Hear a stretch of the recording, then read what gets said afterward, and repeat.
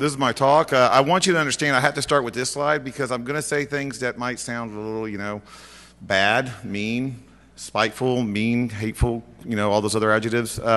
I'm adorable, okay?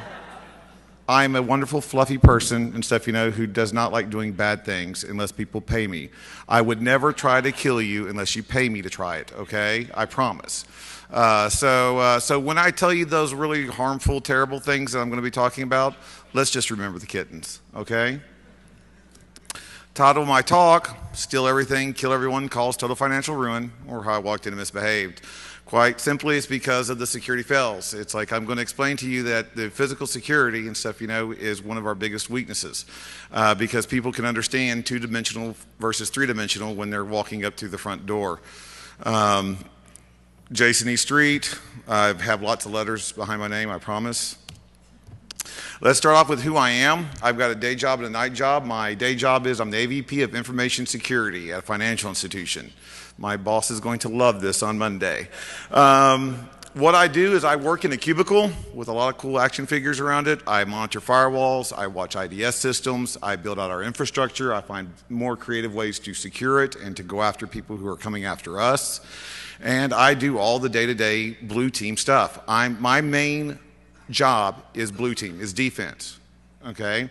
On the my night job is the CIO of Stratagem Solutions, where I do pen testing maybe like 3 times a year and stuff. It's like basically I do speaking engagements like this around the world. It's like I've written a book, Dissecting the Hack, and I also do some other writing, and that's what I do at night. So I respond to incidents during the day, I create incidents for other people at night. So best of both worlds.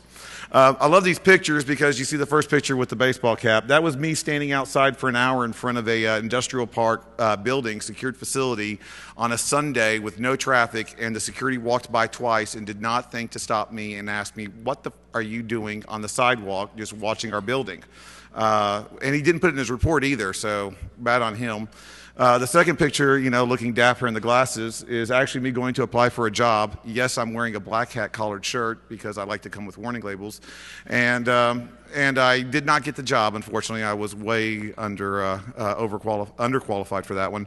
I did get their data, so, win-win.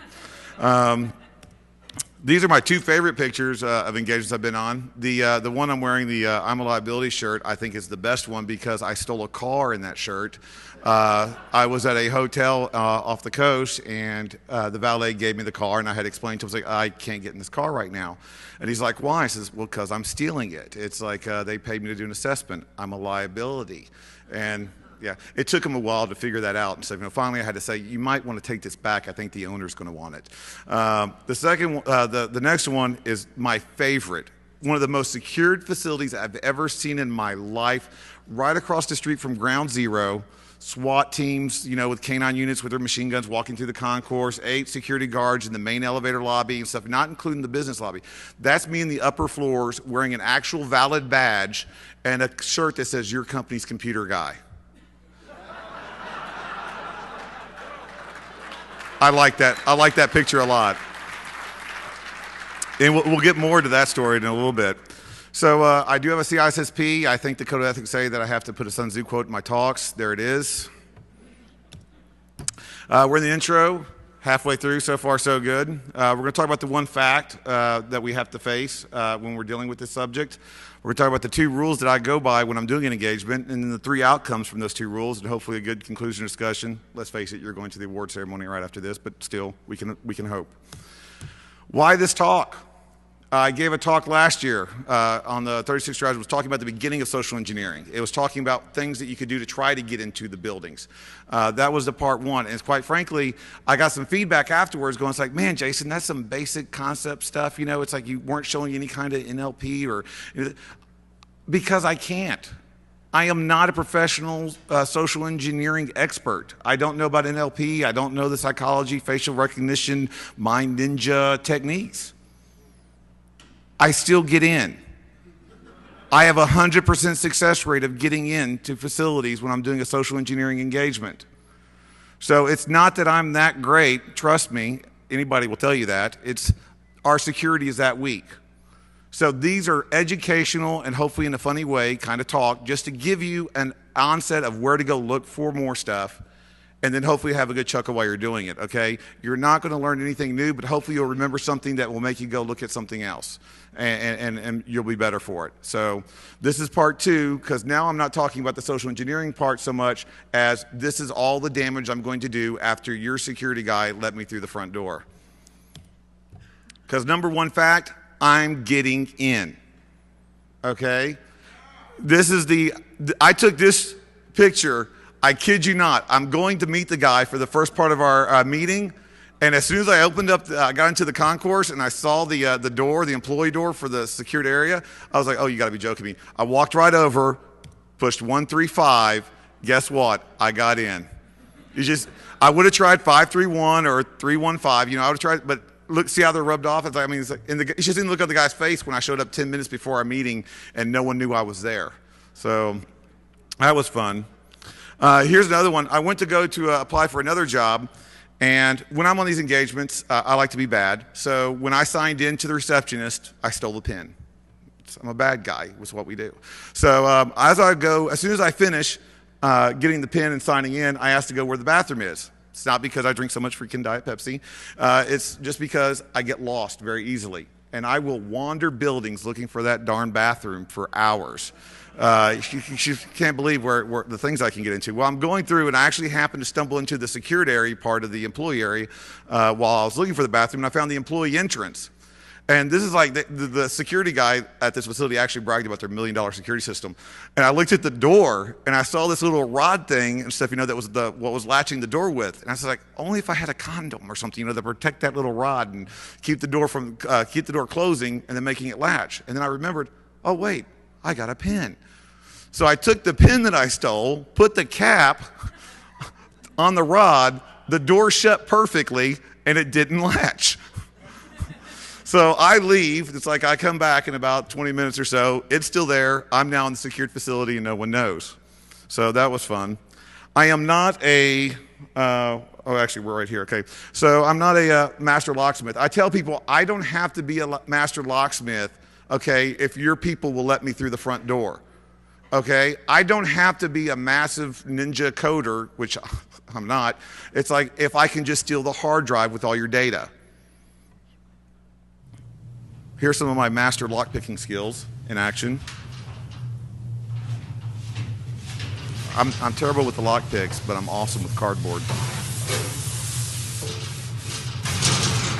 Door back to being open now. Found from a dumpster.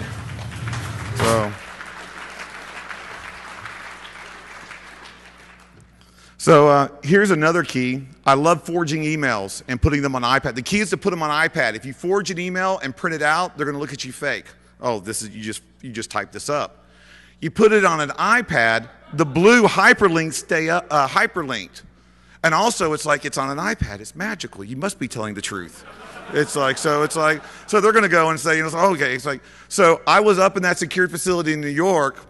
The network guy noticed an unusual amount of traffic coming from the CFO's assistant's computer and it's going to their main server, and was wondering what was going on. It was me. And so he comes over and he asks, it's like, what's going on? What are you doing? And I start telling him exactly why I'm there. I spent 2 hours on Google creating this email, making it sound like the new owner of this company was upset, and sent an email to the other company that he owns to send one of his guys out, me, and to go and look at the network. And I made it sound very political. I made it sound like there was urgency and that it was supposed to be a surprise, so no one knew I was supposed to be there. So I showed this to the networking guy. Well, he sent me to his office. We went to his office and we talked to the CIO for about 10 minutes, and the employee then started to escort me around to all the other computer desks and stuff, so I could plug in my malware. And I had an employee escort, so I had to be okay. So it's like I actually can finish the rest of the engagement and stuff, having someone help me and make sure that the people knew I was okay to be there, and plugging in my USB devices and doing whatever else I needed to do. So I really love that email. I've got 2 rules, but guess what? Looking for PCI is not one of them.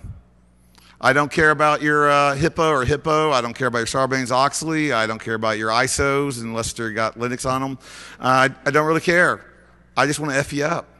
I just want to mess you up in the worst possible way. I want to be the worst thing to ever happen to you at the worst possible time. Okay? Remember the kittens. So this is where I got my 2 rules. I got them from Serenity, which was based off the series Firefly, which Fox canceled. May they die in a fire. And the 2 quotes are very simple. I aim to misbehave, and let's go be bad guys. That's it. I'm just trying to do bad.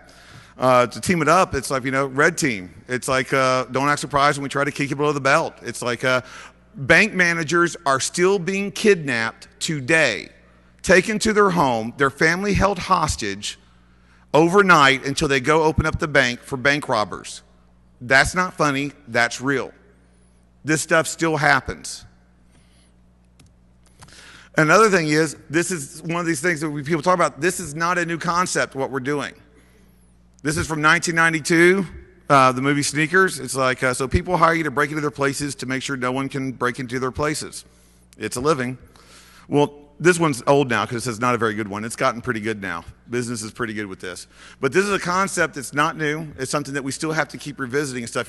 Better people than me talk about it a little bit more technically and stuff. Like I said, I'm the comedy relief on this. But let's keep going. So another thing we have to understand is management is not proactive. They are reactive. So Dan Irwin said in 2008, the best way to get management excited about a disaster plan is to burn down the building across the street. Hello, everyone. I'd like to introduce myself. I'm the fire. So what we're going to get to now is we're going to get to the fun part, and the fun part is talking about all the different ways we can start those fires. Okay? I love this one. This is what I call the trifecta of bad because, yes, I stole the phone or cloned it. Yes, I've got the laptop. 30 laptops unsecured in this facility that had no laptop lock cables because they were secure. By the time I did the exit interview, I started seeing laptop lock cables, which was good for them. Also the badge because, my arms may get tired and I might need to make trips. So it's like, so they had me an employee badge. I appreciated that. Okay, I do feel bad about this one. Because I am a CISSP, I have a code of ethics, so please, no one report me. Let's make this off the record. I'm sure no one's watching. Not about the laptop, because I have no problem stealing the laptop. I mean, the guy left the cable on it for me. He was just giving it to me. And I'm not talking about the screwdriver, because I needed to steal something maybe, that was bolted down, because, I like to be thorough. I was a little hungry, and I stole one of the cookies. I'm sorry. Okay, let's go on. I love this because, people expect security not to be that thorough. So they get their laptop lock cable, they're told to fasten it to the desk, but that's hard. You have to bend down.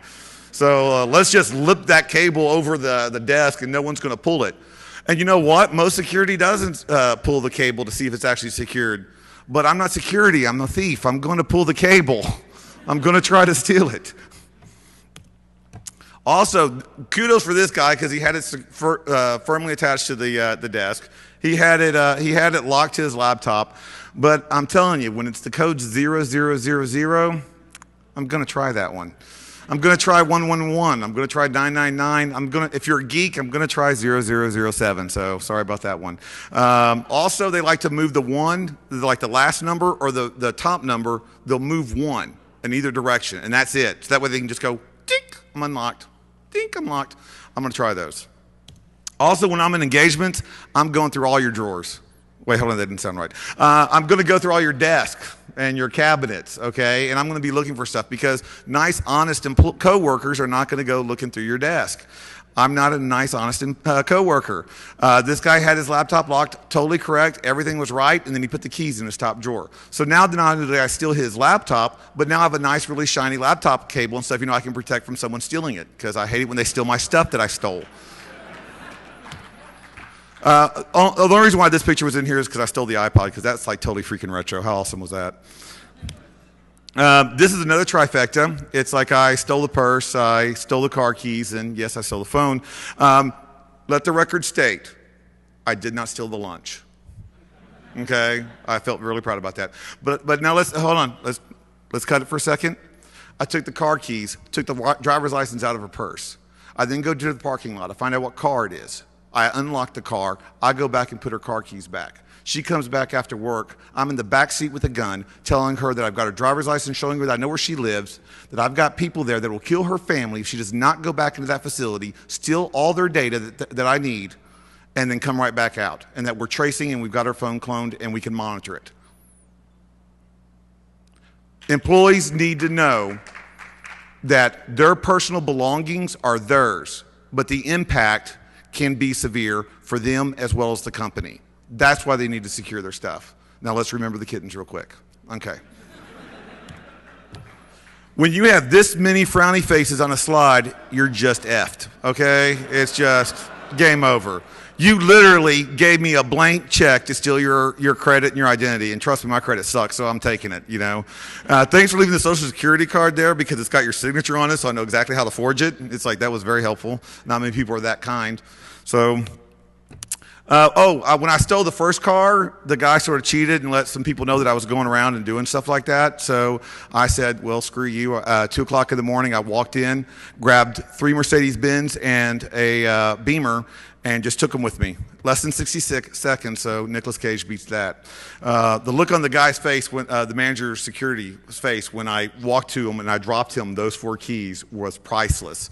I wish I could have included the picture, but it's on my desktop at my home. So some countermeasures. Employees need to know that this stuff matters for them as well. Make sure they're locking their desk, securing their property. They secure their property at home. They secure their property in their car. They need to secure their property at work. Also, no tailgating. You got to make sure that they understand that they shouldn't tailgate. It's like they shouldn't, because you know what I'm doing? I'm coming in a wheelchair. And I've got like 4 books. And it's like, oh man, Jason, you're a douchebag. And I'm like, yes, I'm a bad guy. I'm trying to steal from you. Do you really think I care that you're going to feel lesser about me because I'm not supposed to be in a wheelchair? No, I'm evil. It's like, so what I'm going to do is like, and trust me, when I go up to that door and I got these books, you're really going to be the asshole who's not going to let me in the door? I mean, seriously. No, you're going to let me in, and I thank you for that. Your employee's not going to. Your employer's not going to, but I will. Also, if you see something, say something. You don't have to personally tackle the guy if you think he's suspicious, okay? You do have to call security. You need to start empowering the employees to understand they are part of your security team, and they need to start acting like it. So, yeah, here's the real warm and fuzzy side. We're actually going to talk about how, to kill everyone, because that always brings up a crowd on a Sunday night. This was taking pictures at 2:30 in the morning. I'm in a hotel somewhere, different hotel than the car, and I'm inside a mechanical room. I'm wearing Pepsi pajama bottoms over some cargo pants with some really bad things, and a white t-shirt, and I'm barefoot because I took all my clothes off in the bathroom in the guest area of the hotel and changed into that, and then started walking around to see what I could do. I could do a lot because you notice one important fact in this picture. There are no padlocks on any of the switches. I will tell you this right now, I've got some OCD like you wouldn't believe, okay? If that switch is on, I'm turning it off. If that switch is off, I'm turning it on, and if by golly, if there's a red button, I'm pushing it twice, okay? That's just how I roll, okay? Now, I want you to understand, I'm not a total jerk, okay? It's like, because yes, I'm going to start a fire in this room, and yes, it's going to have some poisonous chemicals in it, so the smoke will go through the ventilation system that's right there. But I'm not totally terrible because, I mean, it's 2:30 in the morning. Who wants to get woken up at 2:30 in the morning listening to this ringing alarm sound going off? So I'll silence the alarm system for you because it's like, I mean, I don't want to be rude.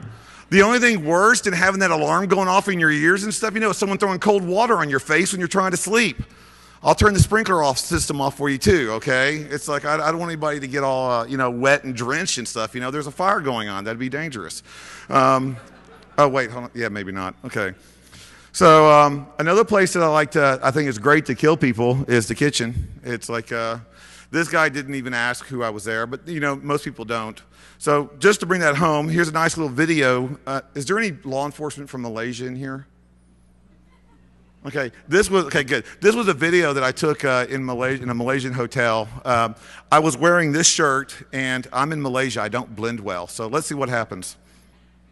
Here we go.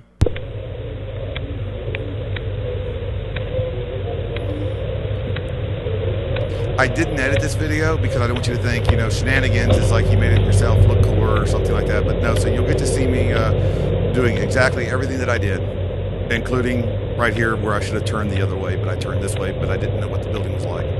So let's walk down this corridor first. Yay. I'm walking as fast as I can. I walk pretty fast. It's just a long corridor, we'll say. And if I wanted to steal some tables, there I go. I was like, wow, that was a letdown. I'm sure I'm impressing people that are in the audience right now. So I decided to keep going. I'm a hacker. We don't give up the first try, right? So now, if you get motion sickness or seasickness, take Dramamine or look away for a second, okay? Because this gets me. I wasn't joking. So I come up against this door here, and I'm thinking, oops, there we go. So I come up against this door, and I'm thinking, oh, this is awesome. The reason is because it's secured, and it's got stuff in there that you want protected, so you put a padlock on it, but then you don't padlock it. So one, thank you for that. What could you be protecting? I don't know. Let's see here. Oh. I did not go in there with an Uzi or an AK-47. I did not bring C4 with me. I just walked out of that closet with napalm. I just walked out with poison. So let's see what I can do. Well, first I got to find a place to do that. That's going to be a long search, looking for the proper place to deploy this kind of stuff. Let me turn around and, oh, I'm in the kitchen. That was quick. So let's walk through here. Everybody say hello to this guy. He didn't say hello to me, the jerk. If it was a little bit later at night, I'd be, tampering with right there's the refrigerators for the food supply. I would destroy your food supply. Even if you detected that it was poison, it would be useless. You would have to destroy all of it. That's some coinage right there. Here, I'm going into another room. I could have gone to some of these other doors. I wasn't really trying, especially since I didn't have permission. I mean, since they didn't know at first. It's like they said it was okay first, afterwards. Here's the mechanical areas. This is where I start my mechanical fires using the napalm. You notice those two guys there, so I have to use social engineering countermeasures. Let's listen.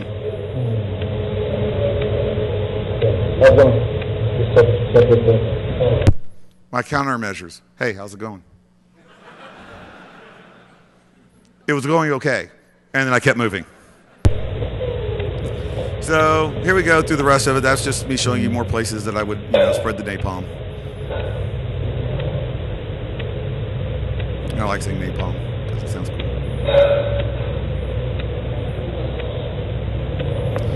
One of the other things, you notice that they protect guest information really well. In the computer systems, you can't go to the front desk and ask where someone's staying. But obviously you can walk into the kitchen because every person, their room number and their name is right there for room service. So that's pretty low tech. Now I'm going through this and I'm thinking to yourself, it's like you're saying, well, Jason, all you're doing is walking around the freaking place. What's that? Well, basically, first of all, dude, I told you I was showing you the physical stuff, not social engineering. But since you asked, let's go try to do some social engineering, because let's see what happens if someone notices me. So I'm going to go talk to the head chef and the manager of the hotel. All right. Are you using Wi-Fi or cable? So I asked him if he's using Wi-Fi or cable. I got an iPad and I've got my hacker shirt. I was like, "Do you want using Wi-Fi?" I'm questioning him and stuff, and he's saying, he's using cable. Okay, I'm just trying to check the signal. That's just corrupted file there. I love the way they smiled, and like the guy in the back window was just like, photobombing me and stuff. Like, what's going on with that guy? It's like, and then I just left. That was it. So that's how easy it can be. And it's like, and when we talk about social engineering, it's just easy as just saying, how's it going and stuff, and talking to someone. People don't expect bad things to happen until they happen. So some of the countermeasures. One of the key ones that I could not stress enough is create a code word. Make sure people understand that, first of all, make your employees understand that this stuff happens. Workplace violence happens. I mean, for gosh sakes, I got this information off of workplaceviolencenews.com. It happens so often they've got a website for it, for gosh sakes. That's depressing. Okay? So you got to understand that that happens. So set up a code. I tell people, like, especially with receptionists, code, oh my God, he's got a gun, run, panic, we're all going to die, is not the best code. Okay, it is effective. It does, raise the thing, but it may not be the best. I always tell them to suggest something like a code periwinkle. Mr. Periwinkle to HR. Mr. Periwinkle to HR. And I'm hoping that someday someone institutes an actual code periwinkle, because I think that's just funny saying periwinkle. Another one is conduct routine safety checks. Not just safety checks of your equipment, but of your people as well. When I walked around for an hour, I noticed one thing at that facility. There was this one door that I could easily jimmy, and it had a camera that was right over it, but I couldn't tell by the angle, because where the other two cameras were spaced, if I walked diagonally from the other parking area, it wouldn't see me except for that one camera. And if that camera was angled at the right way, I could totally bypass it.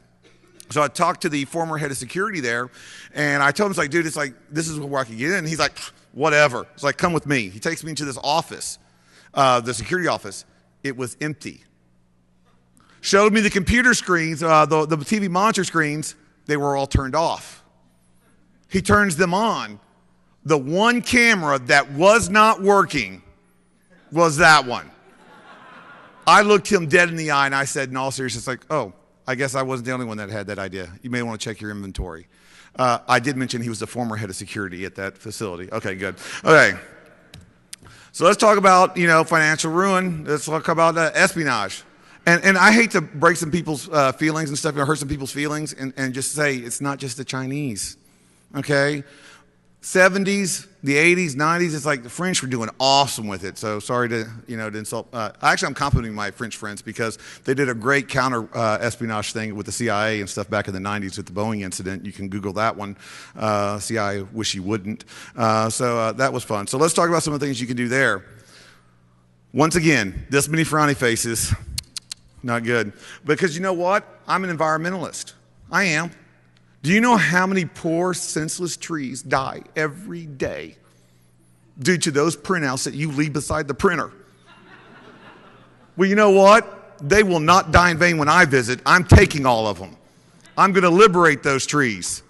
I'm going to liberate all. And you know what? I'm such an environmentalist, I will take the ones that are still printing out just to make sure you don't forget them. Those trees will not die in vain when I'm there.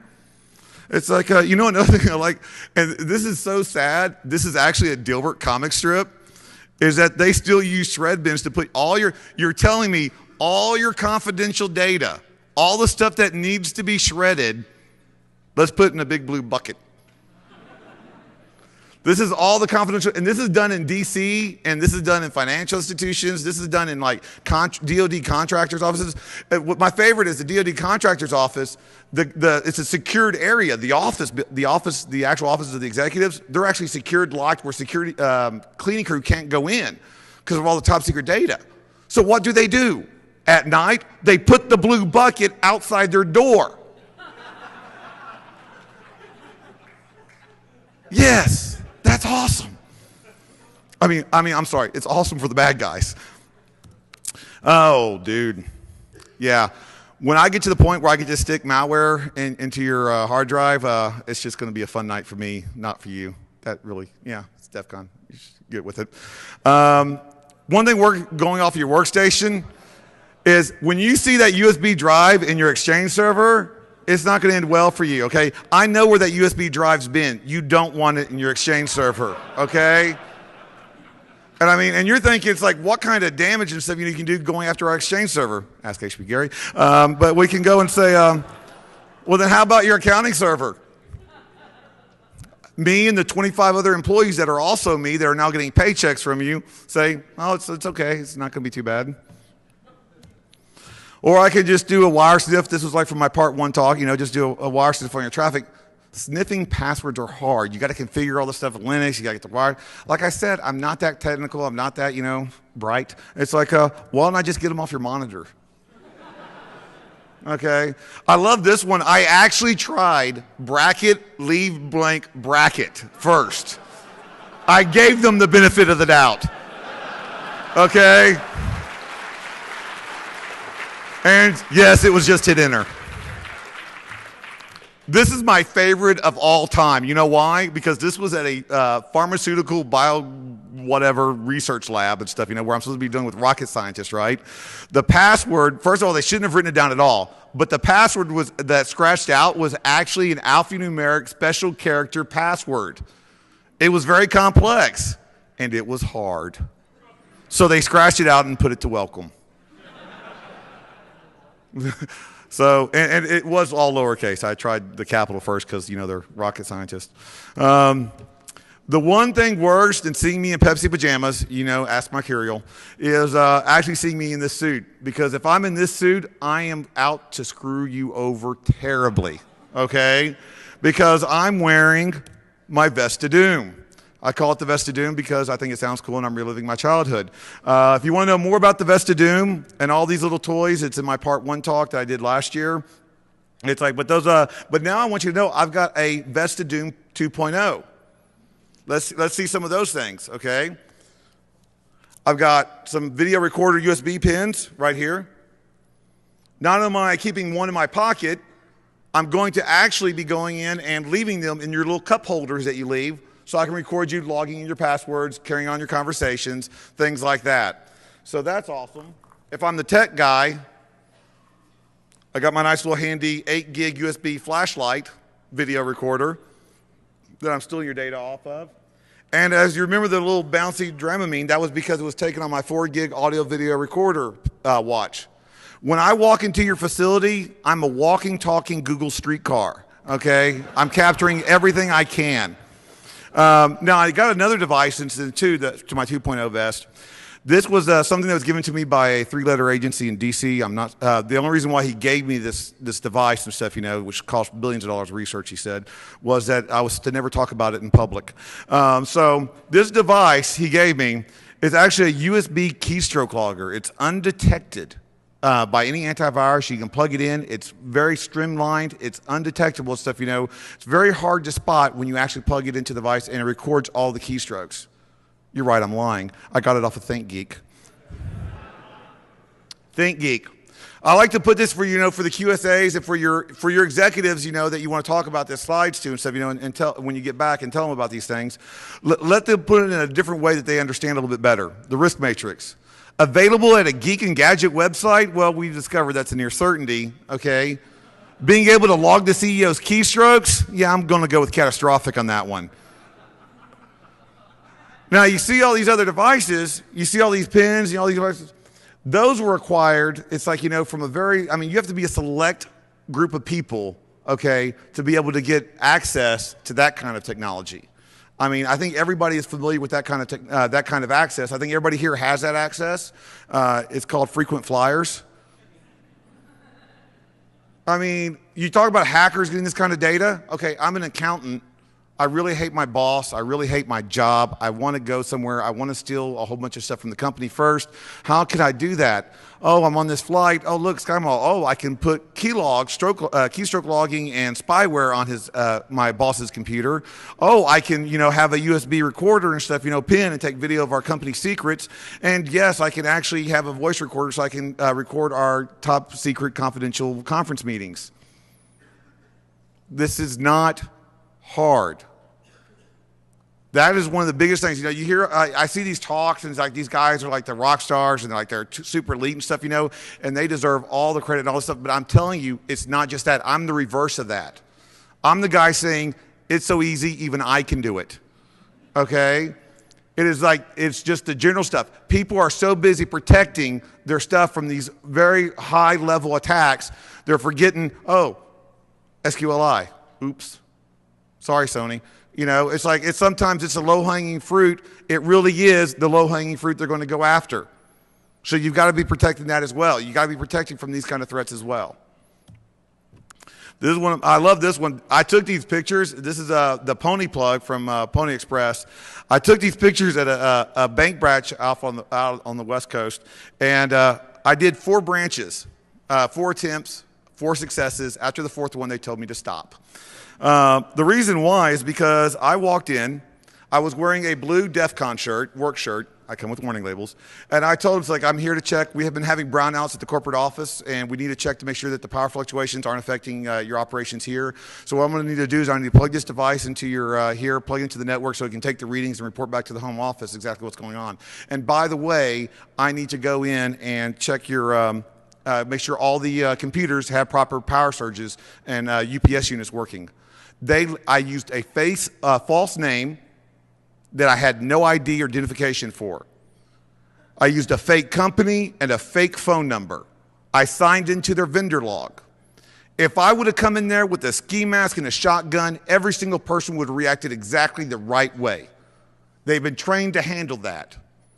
They were not able to, they did not expect the geek factor, and they walked me through the teller area, the drive-through area, and through the back rooms where the actual money is, not the shiny little vault thing, but the big safes with the actual money in it. What kind of damage could I have done? What I did do was I plugged in my Pony device, this one with the power unit and stuff. You know, see the power UPC on the right? I like that one the best because I had to get the bank manager to get out of her seat so I could plug it into behind her desk. And what I do right after that, it's like I don't have to go to my car. I don't have to phone home. I go to the bank lobby and I've got Backtrack 5 on a Zoom tablet, and it's like I've got it already connected to the Pony Express. I'm ponying you before I even get out your door, okay? So what are some of the countermeasures? There's only one major countermeasures, people, okay? And that, quite frankly, is just going to be stop printing. What happened to this paperless office, for gosh sakes? It's like, make sure you're doing proper DLP, making sure you're talking about, there was a recent report about how some of these data leakages are mostly coming from insider and threats from the actual employees themselves. So make sure you're watching, you're doing due diligence, making sure that not everything is being shared open. So now what can we do? Like I said, I'm the blue team. I like it when we win. I kid you not, I am rooting so hard for the good guys when I go on an engagement, okay? I mean, I look at some of those employees sometimes, I'm like, you gotta be effing, you're believing what I just said? Seriously? And it's like, and then they let me in and I'm like, oh my, dude, obviously I was a bad guy. It's like, so we need to, what do we need to do though? We need to educate, empower, and enforce our workforce, our employees. And the best way to educate them is to stop this one simple phrase: stupid users. Stupid users clicked on an email. Stupid users went to a website they weren't supposed to go. You know what? If I'm in the security department, stupid me for not educating my employees properly on how to handle those kind of threats. Okay? And another thing is, if I hire an employee and on the first day, they don't even have a driver's license, and on the first day of work, I tell them, here's the keys to my Bentley, go do some deliveries, and they crash that car, who's the idiot? The one that started driving or the one that gave them the keys? We're giving them technology they don't know how to use. They need to start being educated properly on how to use it. Then when they screw up, we can say it. But not until then. We need to educate our employees and let them understand what they're going to do. We also need to empower our employees. And by empowering them, I don't mean starting a union, okay? So don't get all upset with me, you know, management types, okay? We need to let them know one simple fact. They are part of the security team. From the CEO to the mailroom, you are part of the security team. It is part of your job and your duties to make sure you're protecting the company data. And they need to know that, and they need to enjoy that. They need to understand you, as information security, has access to the biggest intrusion detection system known to man. All those employees on the front line, they're saying, oh, that looked weird. That shouldn't have happened. Let me call somebody. That's what you need to start doing. You need to start empowering them. You need to start letting them know that it's required. I've got a guy who sends me 15 freaking emails, okay, a week on a phishing scam or some kind of other thing that he thought was weird, and he wanted to make sure I knew about it. You know what I say every single time? Awesome. Thank you very much. I appreciate it. Because that 16th one is not going to be a false positive. It's going to be something we need to respond to. I'd rather get 1,000 false positives from people that are actually thinking about it, because if they're sending it to me, that means they're thinking about security. We do walkthroughs in our facility during our day job, and we look under keyboards for passwords. I mean, at first we actually started finding them. Okay, that was bad. It's like, but then we started not finding them, but we still do it. You know why? Because every time you do that, everybody in that area is going, oh, they're checking for something. We got to make sure, creating that security awareness without shoving it down their throat. That's how you do it. That's how you do it. And then you enforce it, okay? Not with a baseball bat, but, oh gosh, that would be fun. But no, it's like not with a baseball bat, but with positive enforcement. When someone stops me, when I don't have a visible badge and says, what are you doing? What are you doing there? I report them to their supervisor. And I say, awesome job. That person did what they were supposed to do. That person is protecting our data. We've got it where we put a list and stuff, in our bulletins and stuff, our employee bulletins saying people that got kudos for security. They did the right thing. They did it the right way. And you know what that breeds? Competition. Because that freaking Susie in accounting, she's always getting the credit for doing that stuff. Well, I can do it too. I can stop someone if I don't think they have a proper badge. That's how you enforce it. It doesn't have to be negative. You've got a workforce. You've got a human IDS system out there just waiting to be used. Start using them. Okay? So as soon as you stop saying stupid user and start saying my coworkers in the information security department, we're going to start winning. So here's some links. And there you go.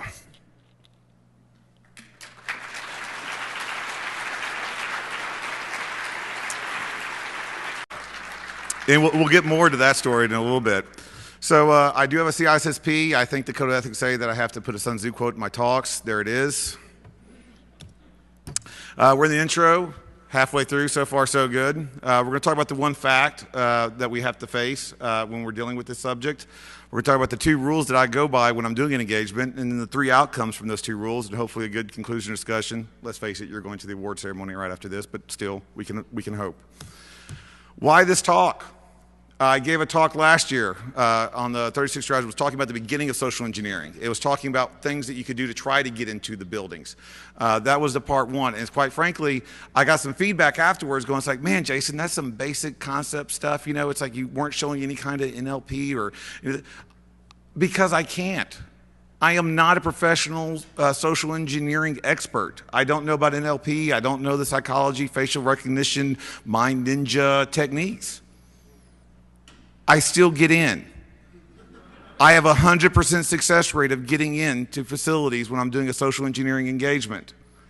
So it's not that I'm that great, trust me. This is my talk. I want you to understand I have to start with this slide because I'm going to say things that might sound a little, bad, mean, spiteful, mean, hateful, all those other adjectives. I'm adorable, okay? I'm a wonderful, fluffy person and stuff, who does not like doing bad things unless people pay me. I would never try to kill you unless you pay me to try it, okay? I promise. So when I tell you those really harmful, terrible things that I'm going to be talking about, let's just remember the kittens, okay? Title of my talk, Steal Everything, Kill Everyone, Cause Total Financial Ruin, or How I Walked Into Misbehaved. Quite simply, it's because of the security fails. It's like I'm going to explain to you that the physical security and stuff, is one of our biggest weaknesses because people can understand 2-dimensional versus 3-dimensional when they're walking up through the front door. Jayson E Street, I have lots of letters behind my name, I promise. Let's start off with who I am. I've got a day job and a night job. My day job is I'm the AVP of Information Security at a financial institution. My boss is going to love this on Monday. What I do is I work in a cubicle with a lot of cool action figures around it. I monitor firewalls. I watch IDS systems. I build out our infrastructure. I find more creative ways to secure it and to go after people who are coming after us. And I do all the day-to-day blue team stuff. My main job is blue team, is defense, okay? On the my night job is the CIO of Stratagem One Solutions, where I do pen testing maybe like 3 times a year and stuff. It's like basically I do speaking engagements like this around the world. It's like I've written a book, Dissecting the Hack, and I also do some other writing, and that's what I do at night. So I respond to incidents during the day. I create incidents for other people at night. So best of both worlds.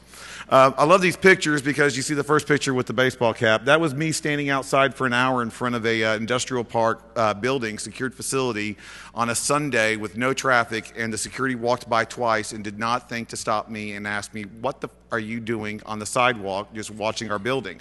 And he didn't put it in his report either, so bad on him. The second picture, you know, looking dapper in the glasses, is actually me going to apply for a job. Yes, I'm wearing a black hat collared shirt because I like to come. Anybody will tell you that. It's our security is that weak.